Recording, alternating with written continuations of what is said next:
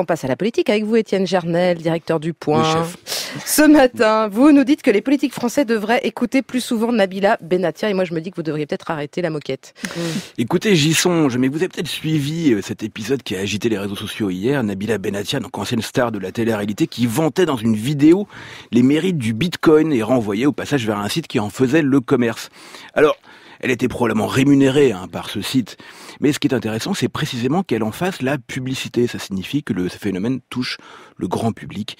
En revanche, est-ce que vous entendez souvent des politiques en parler du Bitcoin? Jamais, ou presque. Bruno Le Maire un peu, Marine Le Pen pour réclamer curieusement son interdiction.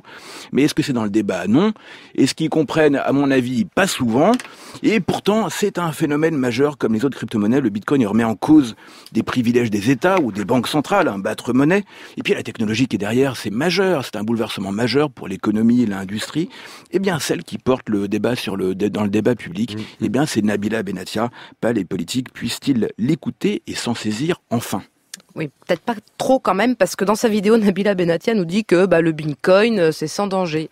Mais oui, c'est absurde. Bien sûr qu'on prend un risque en achetant du Bitcoin, et c'est pour ça d'ailleurs que l'autorité des marchés financiers l'a rappelé alors sur Twitter, ce qui était d'ailleurs assez savoureux. Mais en comparaison, regardons ce qu'ont fait nos politiques depuis 30-40 ans, faire financer les dépenses publiques de fonctionnement, de vie courante par de la dette, c'est-à-dire par les marchés financiers. Et ça, mais c'est 100% de risque que ça se termine mal. Je vous rappelle que c'est Michel Sapin, le grand Michel Sapin, alors ministre des Finances, qui a eu la brillante idée en 92 d'organiser des roadshows pour aller vendre la dette française auprès des investisseurs étrangers pour pouvoir s'endetter encore plus.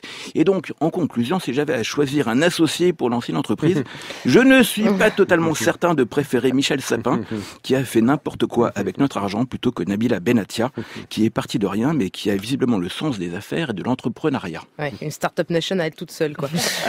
Étienne Gernel, on trouve quoi dans les pages du Point en kiosque aujourd'hui? Est-ce que la France va vraiment mieux avec notre président national en génie de la lampe? Parce qu'on a fait l'enquête. Et alors, il faut se méfier parce qu'il y a Sloterdijk à l'intérieur qui dit, attention, en France, la guillotine n'est jamais loin.